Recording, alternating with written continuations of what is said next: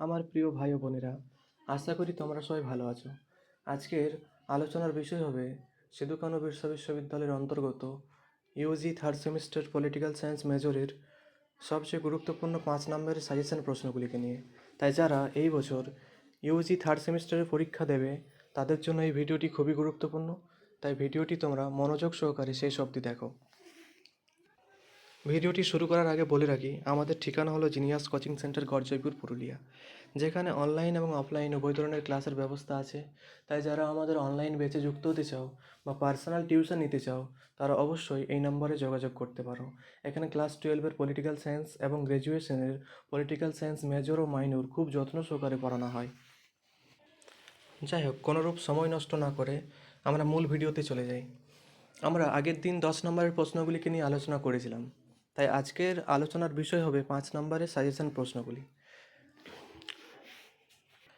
আমার পূর্ব অভিজ্ঞতা থেকে একটা কথা বলি যে আমাদের এসকেবিউতে 10 নম্বরের প্রশ্নগুলি কমন পাওয়া খুবই সহজ, কিন্তু 5 নম্বরের প্রশ্নগুলি কমন পাওয়া ততটাই কঠিন। তার জন্য বলতে চাই, 5 নম্বরের সমস্ত প্রশ্নই কমন পেতে নিম্নলিখিত প্রত্যেকটি প্রশ্নকেই তোমাদের পড়ে যাওয়া বাধ্যতামূলক।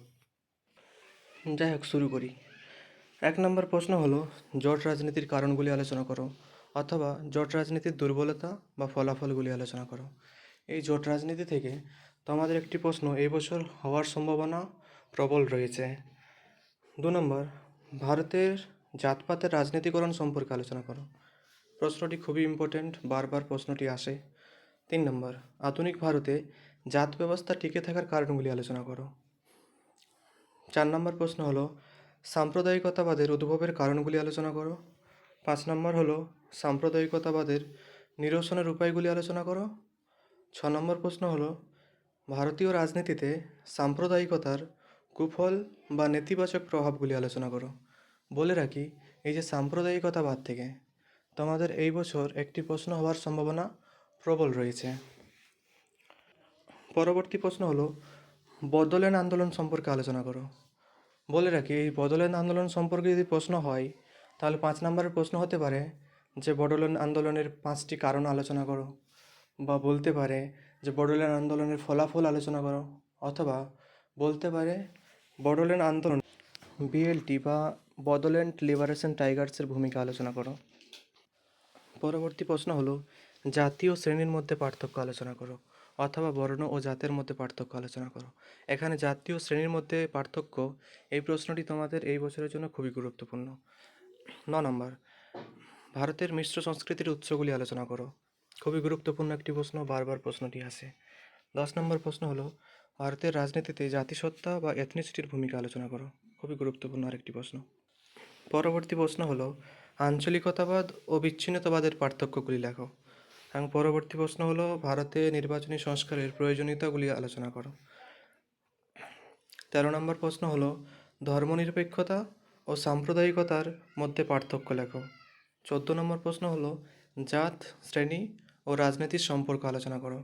এবং শেষ প্রশ্ন হলো, ভারতীয় নির্বাচন কমিশনের স্বাধীনতা ও নিরপেক্ষতা সম্পর্কে আলোচনা করো। বলে রাখি যে নির্বাচন কমিশন সম্পর্কে একটি প্রশ্ন এই বছর হওয়ার সম্ভাবনা প্রবল রয়েছে। তার জন্যই আমি 10 নম্বরে নির্বাচন কমিশনের গঠন, ক্ষমতা ও কার্যাবলী রেখেছি, এবং 5 নম্বরে রাখলাম ভারতীয় নির্বাচন কমিশনের স্বাধীনতা ও নিরপেক্ষতা। এই 15টি প্রশ্ন তোমাদেরকে পড়ে যাওয়া বাধ্যতামূলক। অবশ্যই তোমরা এই 15টি প্রশ্নকে পড়ে যেও। এই প্রত্যেকটি প্রশ্নই তোমাদের পরীক্ষার জন্য খুবই গুরুত্বপূর্ণ, খুবই গুরুত্বপূর্ণ। তাই অবশ্যই তোমরা এই 15টি প্রশ্ন পড়ে যাও। তবে বলতে চাই যে সাজেশন আমাদের নাম্বার তুলতে ঠিকই সাহায্য করে, কিন্তু আবার এই সাজেশন আমাদেরকে বিপদেও ফেলায়। তার জন্যই আমার স্টুডেন্টদের আমি বলি যে সাজেশন ছাড়াও কয়েকটি অতিরিক্ত প্রশ্নও পড়ে যেতে, যেগুলি হলো,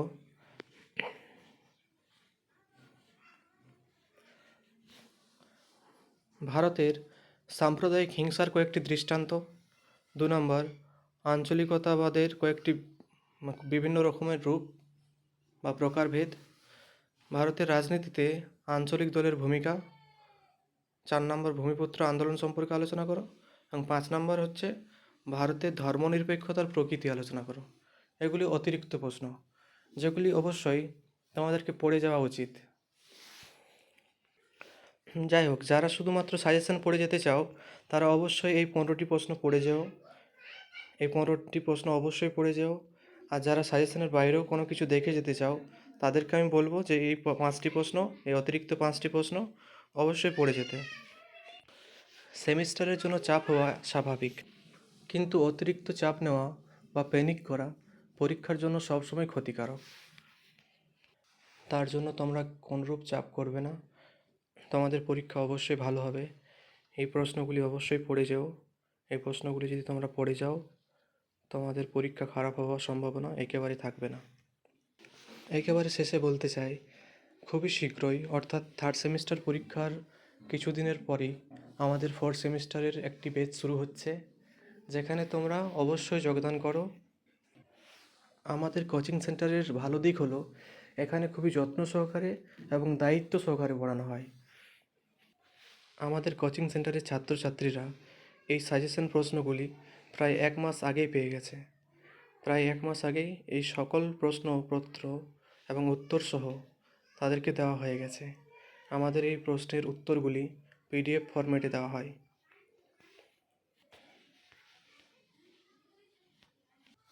অর্থাৎ আমাদের কোচিং সেন্টারে সেমিস্টারের 1 মাস আগেই পুরোপুরি সিলেবাস কমপ্লিট করানো হয় এবং 1 মাস, শেষ 1 মাস স্টাডি লিভ দেওয়া হয় এবং 1 মাস প্রচুর পরীক্ষা হয়, যাতে সেমিস্টারের দিন কোনো রকম প্যানিক ভয় যেন না হয়।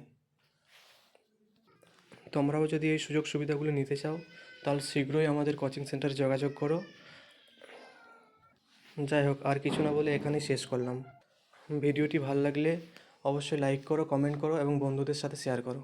ঠিক আছে, দেখা হবে পরবর্তী ভিডিওতে।